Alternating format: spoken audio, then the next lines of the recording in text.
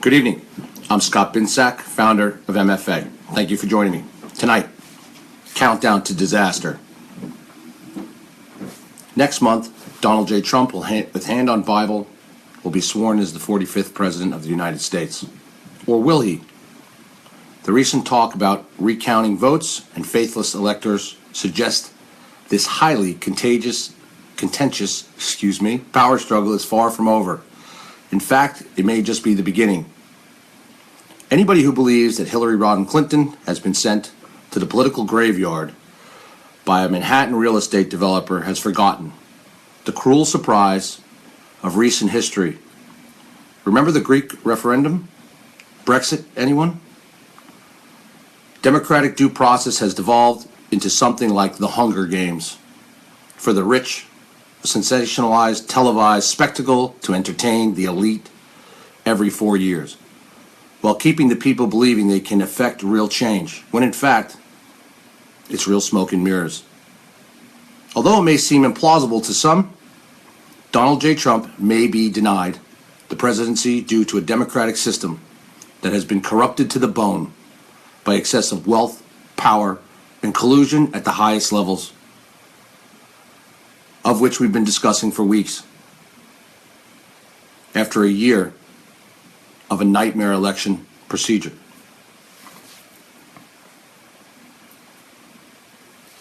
As the world media continues to eulogize Cuban leader Fidel Castro, the neocon liberal establishment is quietly positioning their chess pieces for a power grab of epic proportions.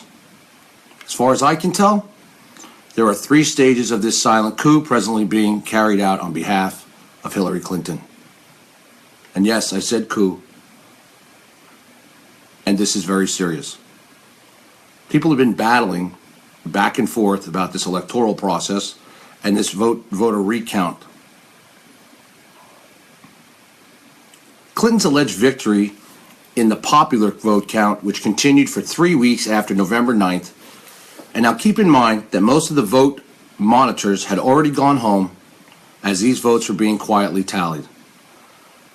This could present serious complications for Trump, as his chances of entering the White House, as will become clear a bit later in my show. Meanwhile, the blatantly anti-Trump media is conducting thought experiments to show how Clinton would have, could have, should have won the Electoral College if only the electoral map had been spliced and diced here and there across the nation.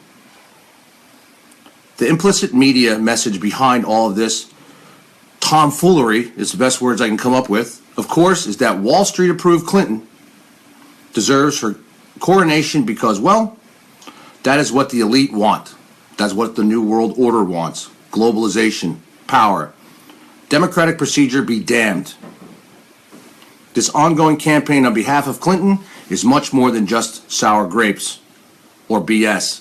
In fact, it's a war of attrition designed to exert undue pressure on the Electoral College, that rickety institution that got Trump elected in the first place. Threats to Electoral College voters is rampant, while our government sits back and does nothing about it. And although it has never robbed an election from a candidate who has gained the majority of Electoral College votes, there is a possibility, and a very high one in this particular battle, of so-called faithless electors, tipping this contest into Clinton's favor. And yes, despite what you may have heard from other channels, people, talk show hosts, reporters, there is a very high one in this particular battle of this being tipped, while everyone else is being distracted.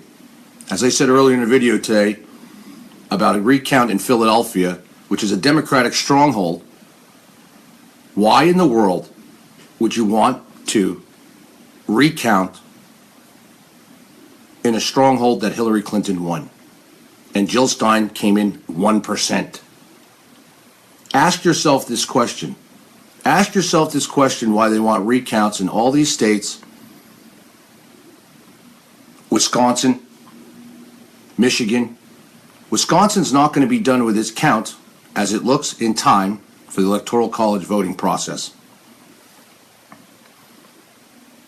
This represents the second stage of Hillary Clinton's attempt at reversing the results of the presidential election in her favor. Jill Stein is simply a puppet of this madness. With her botting campaign raising funds through outside sources like George Soros and others, and even international donations, which is a fraud in upon itself and is very highly illegal. This process needs to be challenged. Will the Electoral College go rogue? Ask yourself this question. Every day you see more and more reports of electorals changing their vote, or being threatened, or being bombarded with emails from this very collected, very united liberal Democratic Party. The Electoral College is scheduled to meet on December 19th to perform what, under normal circumstances, would be a mere formality of voting for either Clinton or Trump according to the will of their constituents. Needless to say, however, we are not dealing with normal circumstances, nor have we dealt with normal circumstances throughout this entire election, and has dealt with severe corruption. This is a battle the Democrats have no intention of losing, no matter what the Electoral College results tell us. Understand this. The revolution is on, regardless of the results of the Electoral College. The 2016 presidential campaign represents an epic power struggle, a massive power struggle, that will determine the trajectory of the U.S. domestic and foreign policy, like no other contest in recent history. No surprise, then, that neoliberal lobbying groups have been exerting immense pressure on these electorals to ignore the will of the people and vote their conscience. These stories and reports are everywhere. Please understand the epic battle that is going on right before us. As people sit shocked and say, why isn't our vote? Does our vote really count? You know, historians all the way back to George Washington say, the voting process is really not a voting process at all.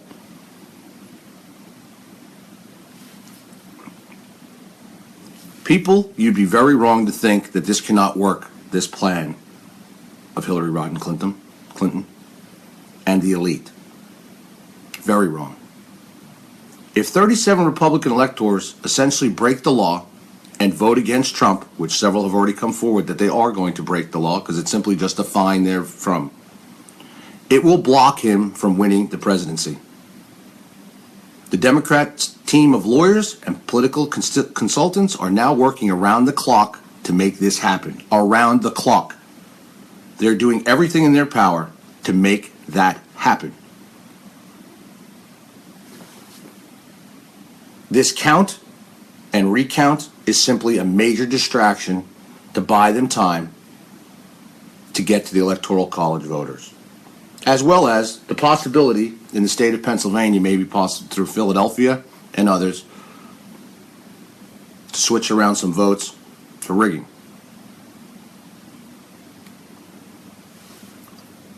People who don't think this is serious need to wake up.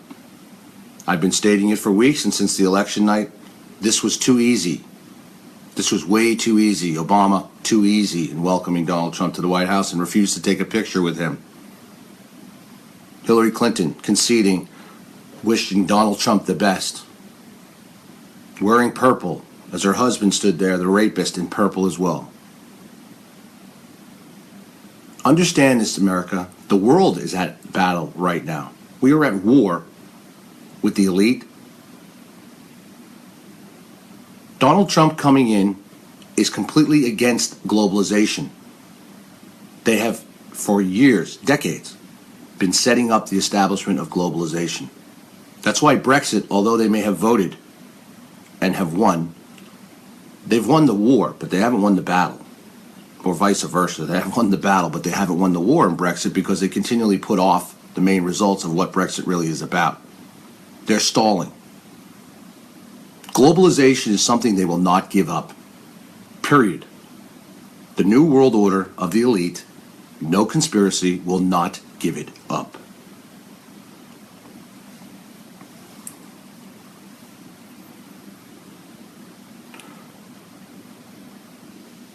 Michael Becca, I should say, a Denver Democrat and a member of the state's Electoral College delegation, is one of the individuals attempting to persuade Republican electors to discard the will of the people and vote for anybody but Trump. Becca makes no secret about his intentions to override the Constitution and go rogue. This is not about Hillary, he said. Quote, "This is about trying to stop Donald Trump. And there's a massive movement, not just in the United States, but outside this country, to try to stop Donald Trump. Because what's at stake here is not just the United States, but world order. For many countries involved in this, many leaders tied to the elite, and trillions of dollars. The Democratic full court press is getting results. Arts Cisneros, a Texas Republican elector, confirmed this week that he would resign his position rather than perform his constitutionally mandated task of voting in the electoral process. Gone rogue. This is history in the making, right before your eyes. Rioting in the streets.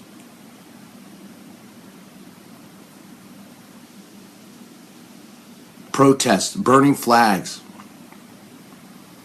anger, hate, policemen, officers being shot in the streets on a regular basis, fires raging across the United States, not just in Tennessee. We're living in a rogue nation. These are not all coincidence. It's not a coincidence that hundreds of thousands are getting together to try to upset Donald Trump's inauguration in Washington on January 20th either, with the horrible video advertisements trying to dress in black and incite basically U.S. terrorism. Terror cells being awakened in the United States that we've known have been here for all along. And the Obama administration doing nothing. UN laws being passed with our police force and our policies. UN soldiers training on our soil. Jade Helm.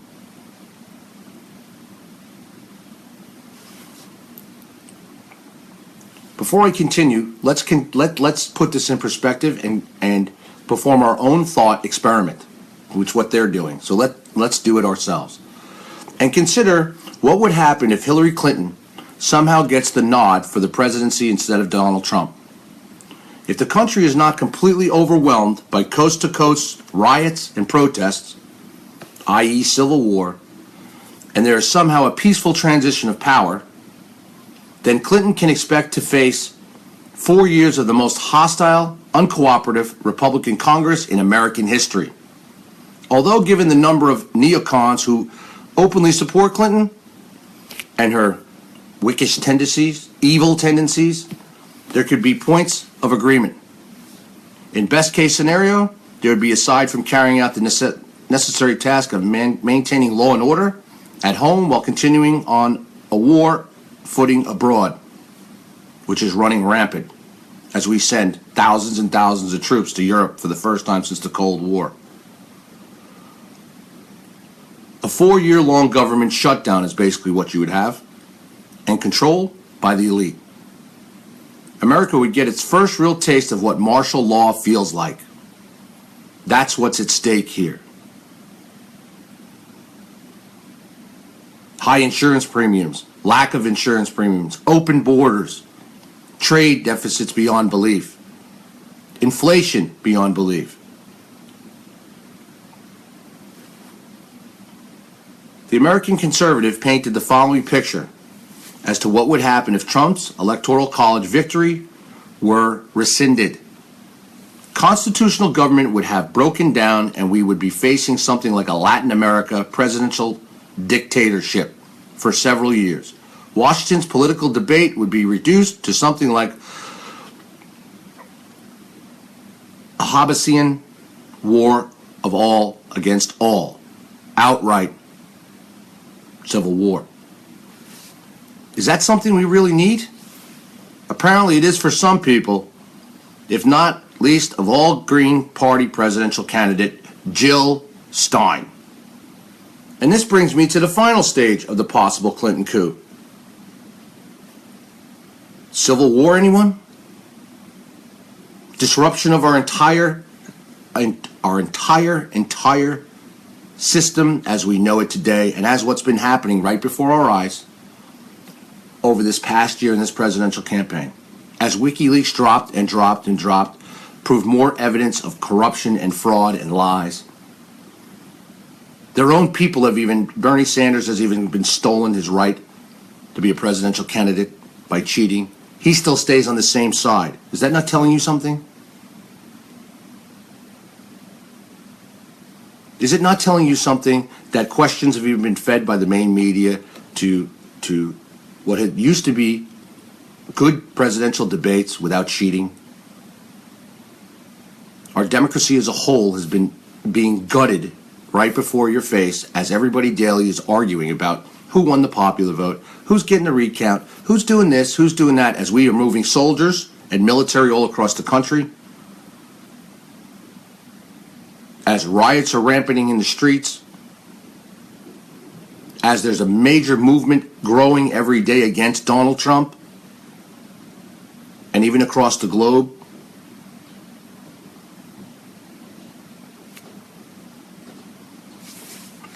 It's generally assumed that Jill Stein, the Green Party presidential candidate who masterminded the call for a recount of votes in Wisconsin, Michigan, and Pennsylvania, that's not quite right, as I've been saying. Why would Jill Stein initiate a recount and raise more money than she even did during her entire presidential candidacy? Double, and gaining by the minute every day. And this is not normal American people just donating, as they say, $45 here and $25 here. Yes, there is some of that. This is major botting going on, tied to a much bigger agenda. From the Clinton Foundation, George Soros. The evidence doesn't even need to be, if you do your homework and the numbers of the donations. And people who say you need to demand evidence, it's common sense. It's common sense. While in Donald Trump's case, he raised hundreds of millions of dollars, over $100 million from donations from $5 to $200. Is that logical? Yes. Is it provable? Yes. Millions of Americans donated to Donald Trump. In Jill Stein's case, these are exactly timed drops of money per hour and not by American citizens. In between, yes, there are liberals blindly, stupidly donating to this whack job. But this whack job is just a puppet. Clinton's been pulling the strings the entire time with Soros and Obama behind her. Obama goes around the planet talking as if nothing is going to change, from TPP to globalization to refugees. Notice everything he said. He wasn't acting as a president leaving power. He was acting as if he was a president staying in power. And if Hillary Clinton gets in, it's the same as Obama staying in power, because she will follow all of those procedures and then much more, because she's the final puppet. She's the final puppet. New York Magazine, and I have it on my, I've got this quote. New York Magazine reported that on November 17th, Hillary Clinton was urged by a group of prominent computer scientists and election lawyers to call for a recount in 3 swing states won by Donald Trump.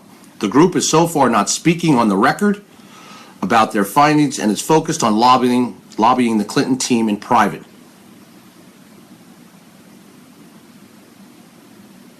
Just one day after the above article appeared, November 22nd, Jill Stein, who came in dead last with about 3 million votes, less than Gary, what is Aleppo Johnson, another idiot, announced she would be collecting money to recount votes in the swing states. One of the interesting things about Stein's choice of swing states to hold recounts is that these are the very same places where Trump emerged victorious, coincidence or not. That alone should have set off some red flags and alarms to American citizens as a whole. In any case, the reason Jill Stein and not Hillary Clinton is calling for the recount is evident.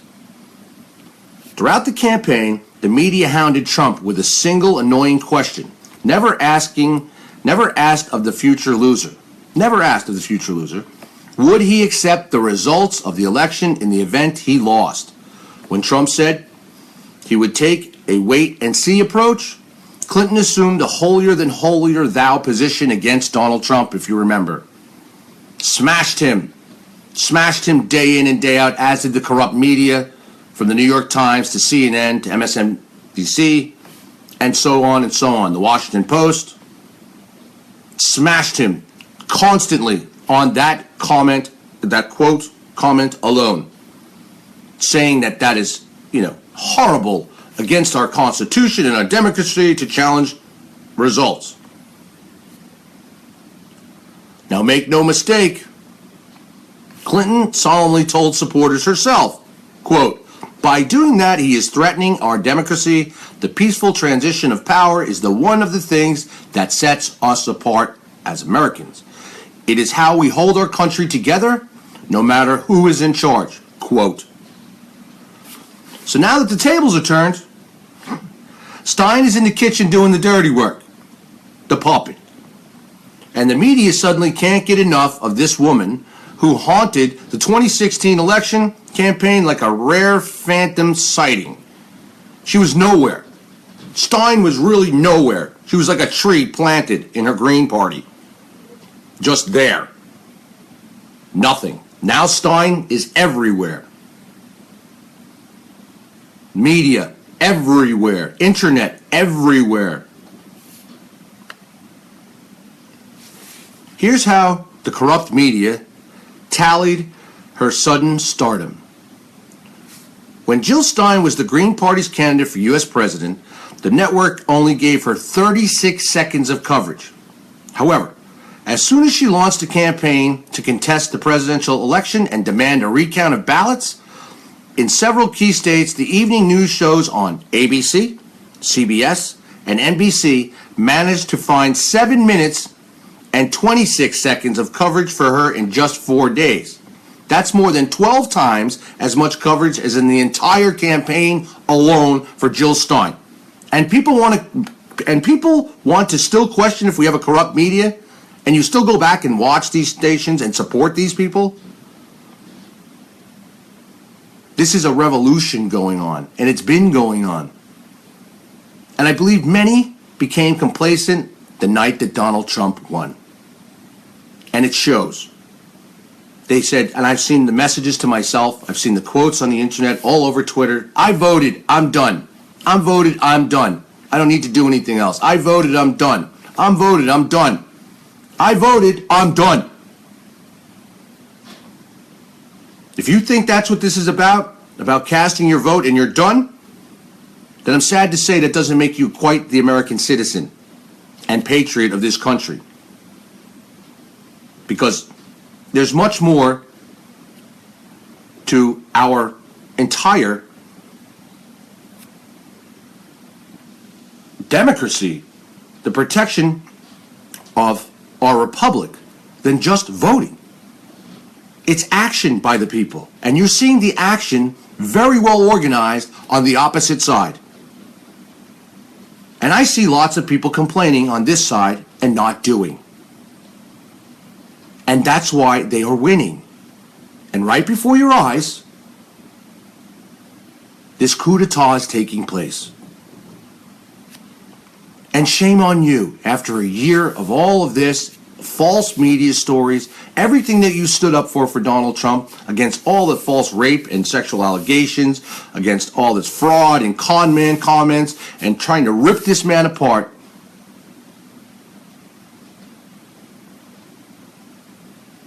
You just don't vote and say, "I'm done." You just don't sit back and say, okay, Donald will handle that when he gets in. This man is even doing the right thing by actually, for the first time, a president going out on a thankful to thank people for their vote. He's thanking people. What we should be doing is thanking him and standing up for our country and stopping this madness, this coup d'etat that truly is going on right before your eyes. America needs to realize to not be so selfish, because on that side, they're not being selfish. Whether they're right or wrong, they're still organized and they're united. And that's what makes them dangerous. And they are making a difference. They are changing electorals' minds. They are causing and getting recounts, despite what the law may say. What is the law in this country anymore? Have you seen it followed this entire election? Have you seen it followed? Have you seen any decency followed in this entire election? This has to be in history probably the most dirtiest, corrupt election of all. And it's only going to get worse, as I said, because it's not over by a long shot, and Donald Trump is not sworn in. A quote, a tweet from Jill Stein on December 1st, just a couple days ago, states, "Shame on Donald Trump for objecting to Recount 2016, which makes it even more expensive." Jill Stein, shame on Donald Trump. How about shame on you and shame on Hillary Clinton for, quote, what's Hillary's quote? Let's see. "By doing that, he is threatening our democracy. The peaceful transition of power is one of the things that sets us apart in America. It's how we hold our country together no matter who's in charge." And you want to say shame on Donald Trump? While you turn around and challenge the system that your counterpart, Hillary, so expressed and contested to the world, that should never be challenged because it's such a democratic society and a voting process, and this should be a peaceful transition of power. Do you think you're kidding anyone, Jill Stein? Do you think that everybody doesn't know that you're the puppet that you are for the Clintons? And when I say the Clintons, you must understand something. The Clintons are a major, major, major criminal organization and corrupt organization with serious power in that, and even up with the top 13 families of the world. And they are connected to all of them and the largest foundations in the world. So when you say just the Clintons and think that Hillary Clinton is just this little woman who's got serious issues, or Bill Clinton, her husband, the rapist, okay, who's been impeached, who's been to Jeffrey Epstein's island 26 times, you're not just talking about individual people, and I think America gets this confused. These people have serious power, and they're tied to even more powerful people, much bigger, powerful people. And that's what makes them dangerous. And on top of that, she and Soros and others, from the Rothschilds down to the Rockefellers and the rest, have the God complex that they are in charge. And as I said, they think that they're in charge, and at the moment they are in charge. Because people have been complacent and allowed them to grow as big as they have grown, and allowed them to commit criminal acts across not just the United States, but the globe, and have done nothing about it, disrupting countries after country after country, disrupting lives not just in America, but from Libya to Syria to Iraq to Britain. We can go down the line. I don't think there's a country they haven't put their hands in the global order to mess. From Greece, now it's Italy. This is all part of the global destabilization plan to create one global new world order. Fact. It's no longer a conspiracy. And Jill Stein has the nerve to say shame on Donald Trump. Lady, pack your shit. You're a disgrace to America and the Constitution in America, and I don't believe you have the right to even be a citizen in this country, along with Hillary or Bill Clinton. You should all be up for treason, with Obama. And if people would follow our constitutional law, that's really where you would all be. In Gitmo, probably. Because that's what our Constitution says and stands for, but yet no one in this country, from the FBI to the Department of Justice, to anyone, even the CIA, has the balls to stand up to this corruption and this madness going on that is displacing our country and even the world as we speak. But wait, it gets better. It gets better, America. Stein has managed to accumulate a massive war chest to carry out this recount of over $7 million, as I discussed earlier, at last count, or about 7 times what she received during her entire presidential campaign. At one point, her recount drive was pulling in almost $5,000 every minute. I wish MFA, our foundation, could pull in $5,000 every minute, because we'd be the biggest for the people, by the people movement in the world, not just America. Somehow that doesn't sound like Joe Voter digging in his Levi's. That sounds more like, big league spenders, as we said, stepping up to the plate. Common sense. And the big league spenders, we know who they are. The Soroses, the Clinton Foundation, the elite. Incidentally, when Stein first started passing the hat around for money, she said $2.5 million would be plenty, quote, "Thank you very much." And she still has the nerve, just 2 days ago, shame on you, Donald Trump. Shame on you, lady. Yet every time she hit the target of money that she asked for, a higher threshold was introduced, if you pay attention, and more botting started and more money started to come in. Her recount in Michigan alone, she's going to pay the first part, is going to cost taxpayers in Michigan millions of dollars, roughly. Really? Now the taxpayers have to pay for this colossal, fraudulent request for a recount? Because if you look at the law and you really examine the law, and I've talked to several constitutional attorneys, election specialty attorneys, there's one thing missing in all this picture. And Pennsylvania's laws are really the only ones that stand up to this true test, because in other states, and even in those states, if you look at the law plain on its face, it says a candidate and or voters, but a candidate can challenge the vote. In this case, all across in these states, Jill Stein has done this on behalf of Hillary Clinton, not herself. And that's what people are missing about the law behind all of this, and no one's challenging it. And then she's asking for volunteers to step up to the plate, like what happened in Philadelphia. In Pennsylvania, she would need like 29,000 signed affidavits, notarized in Pennsylvania to get all the counties. She got 3 volunteers in Philadelphia. She put in the request. They accepted the request, and I believe Donald Trump at this moment is challenging that request. Excuse me, like he should. He should be challenging them all. Because if they're not challenged, even though it's the look over here, there's going to be serious problems. By every day, more and more electoral college voters are changing their mind.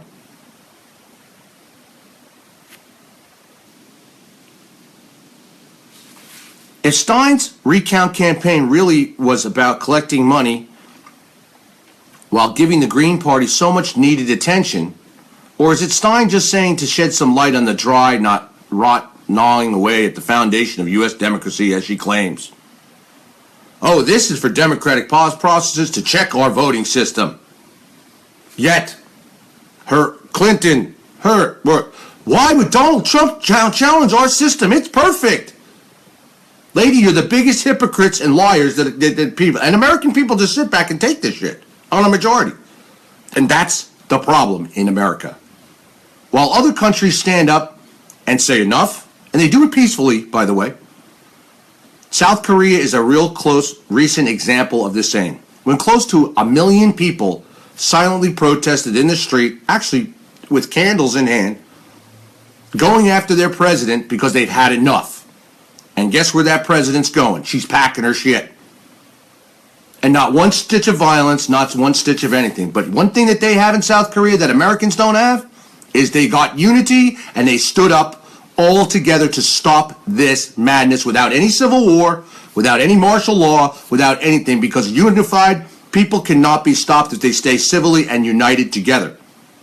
And thus, why Trump's campaign has been so successful, because he wants to make America great again, thus meaning unify America, because America is broken. And these collected basket of assholes are taking advantage of a broken America. And they keep doing it while they quietly, at this same moment, are streaming in more refugees, more people across the borders, creating mayhem in our streets, natural disasters seemingly happening all over the place at the same time, police officers getting shot like viciously, copycats are not.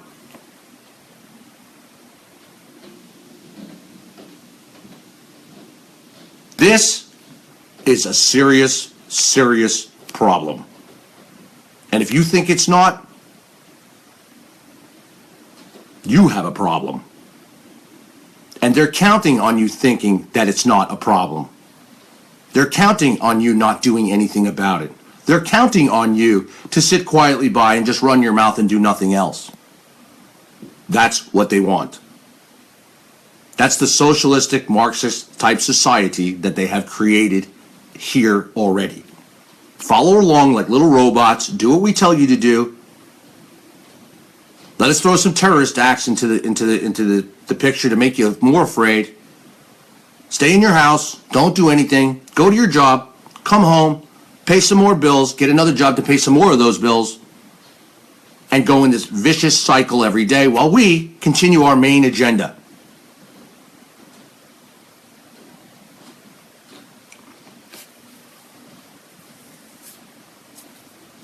I want to quote Paul Joseph Watson, who I like, from InfoWars. He summed up the situation in one quote. Her entire campaign was backed by an establishment that wouldn't hesitate to exploit a recount to carry out the vote fraud they thought they didn't need on election day. Exactly. And here is where we can fit the last piece of the puzzle together. To understand what is really going on here, if the recount effort alone won't make much of a difference, like we all believe it won't, to either Clinton or Stein's chances of overturning the massive edge that Donald Trump now enjoys with the Electoral College vote, then why are they bothering themselves? Hold on, Bat fans. Strap yourself in, because it gets very interesting right now. The answer boils down to simple arithmetic. Yes, math. And while some monkey play and corruption in the system, which we all know exists. Presently, Michigan has already agreed to a recount, which will be carried out this weekend and require hand counting of ballots in the regions. This process will take many days. Federal law requires the recount to be finished by December 13th, just 6 days before the Electoral College is expected to cast its votes on December 19th. Wisconsin has already agreed to recount and is, while Pennsylvania is dragging its feet, which they've done well so far in turning down certain counties on behalf of Trump. In other words, this entire process will probably take us right up to December 19th. The date the Electoral College is supposed to cast their votes. Why the Electoral College vote is invalid without these voters? Who could go rogue is the question for another day, another show. Keep in mind that the total number of Electoral College votes in Wisconsin, Michigan, and Pennsylvania equals 46. Now take Trump's 306 electoral votes and subtract that amount. That leaves you with 260, which is below the 270, requiring for a candidate to be automatically considered the winner of a presidential election. Do you see where I'm going with this? Just hang on. Just stay with me. Now, if this recount should start to point toward a Clinton victory, which we don't think it will, but just say it does. Say the fraud starts to happen, the rigging starts to happen. Stay with me here now. In these three swing states, this will present Trump with a very serious quandary. Should he kick up a fuss, fight it, and protest the recount on the grounds that he won the Electoral College, this could provoke some sort of constitutional crisis, as we all know, within the House and Senate. Okay? This prevents the recount from being completed by December 13th deadline. So in other words, they're getting ready to gridlock if that happens. That's the first scenario, if that happens. So we'll just say out of the blue, votes start to show up for Clinton, which is a very big possibility in these states, and then Trump is challenging this. That challenge can now push the deadline, or even him challenging the recount itself, pay attention now, legally can push the vote in the Electoral College process to not be finished by December 13th. What they're, in this scenario, they're pushing him to fight it legally, which he should, but that's pushing the Electoral College voting to be put off. If he does this, which he has to do this. I'm sure you're all following what I'm saying now.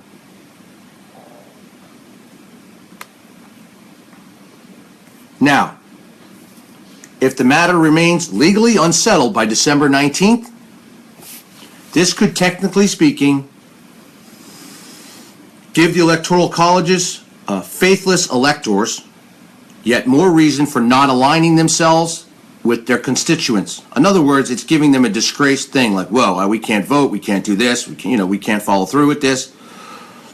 Or, on the other hand, the Wisconsin, Michigan, and Pennsylvania votes could be considered forfeit because they failed to resolve the issue by December 19th deadline. Not that she won any more votes, not that she, that it means shit. But because of the challenge, the legal challenge, and the deadline's not met, this could forfeit those electoral votes. However, I'll finish this part first and then I'll go into the order. So if it did come down to this, who do you think that they would select? Possibly by the very Supreme Court that Trump hopes to disband once in office to be the 45th president of the United States. So who do you think will be selected? Yes, Hillary Rodham Clinton. The candidate, we have been told, got 2.5 million more popular votes than Donald Trump. I would suggest that Trump start a serious process to challenge those votes right now. That's my suggestion. And he has in some places to challenge the entire voting system. But do you see what this is creating? It's actually backing Donald Trump, enforcing Donald Trump. And it's kind of brilliant what they've, not kind of, it is brilliant what they've done with this plan and the way I'm laying it out to you, because that's what's happening. They're backing Donald Trump into a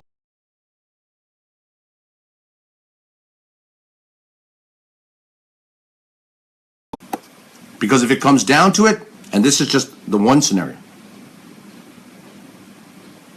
this is complete disruption and madness of this entire process. While everybody's focusing on all the wrong things here. Now, there are laws within these states and I'm going to give you the however. The governors in these states do have the right to stop this process. Just so people know this, and if you look at the law closely. Is that going to happen? Who knows? There's a lot of what ifs here. There's a lot of open-ended areas here. But one thing is for sure. They are forcing and deliberately forcing Donald Trump into a corner to legally protect himself and thus extend this electoral college voting process within these three particular key states to thus bring it, possibly have them suspended. In other words,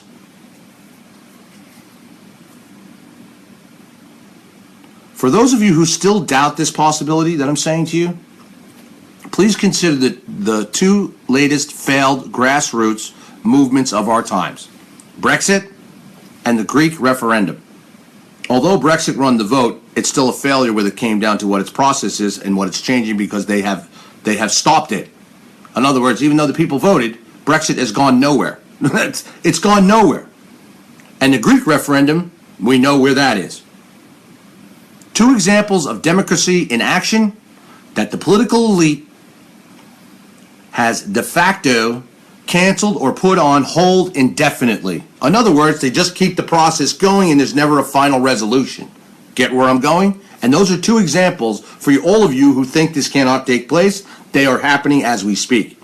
The United States could become another Brexit or Greek referendum. Such dramatic setbacks, which are becoming the rule rather than the exception because of the deep-rooted corruption, lend credence to Mark Twain's famous observation. And it's a great quote that goes with this.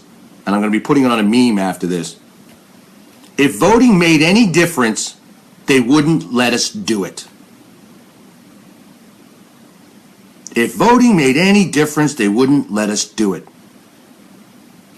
In other words, the elite will always get what they want, regardless of how the vote goes, until people say we've had enough. And the elite are counting on you to just do nothing and just argue about it amongst yourselves. Let the process take place. Be confused by all the news stories and the false propaganda going out there, instead of paying attention to what's really happening as your rights, even your right to vote, because it's basically coming down to that, is being stolen from you, as Mark Twain says. Because the entire electoral college process, the voting process, and all the above, as you see, and how it's being challenged, these people that are rogue, that are going rogue, they don't care if they get their fine of $1,000. So what? That's what the law consequence is if an electoral college voter does not vote the way that the constituency wants him to vote or her to vote. It's $1,000 fine. Should our Constitution allow such a thing? No. If the people have spoken, the people have spoken. Thus, really, does your vote count? But that's when they reach to the other part, the popular vote, which we all know has been rigged with illegal votes. And it doesn't matter what state they happened in. We all know that they happened. We all know that illegals got to vote in California, which pushed her number way up high, via another undemocratic governor who passes a law that illegals can vote. Our own president going around telling everybody, don't worry, if you're an illegal, you can vote. Doesn't matter. Huge voter fraud in Nevada has now been found out just within 24 hours. And get ready. This is what's going to start to happen. It's going to spiral out of control in this entire system. And that's exactly what they want to delay.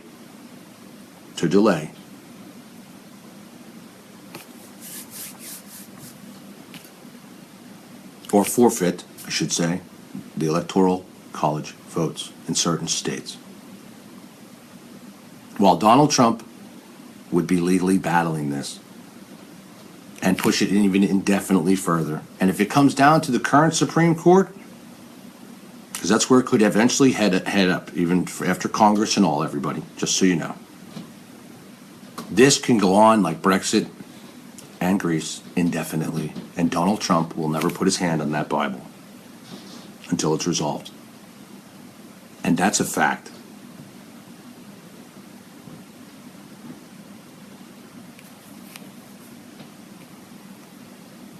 Clinton seizing the White House through the back door would not be the strangest thing to happen in old Washington corrupt.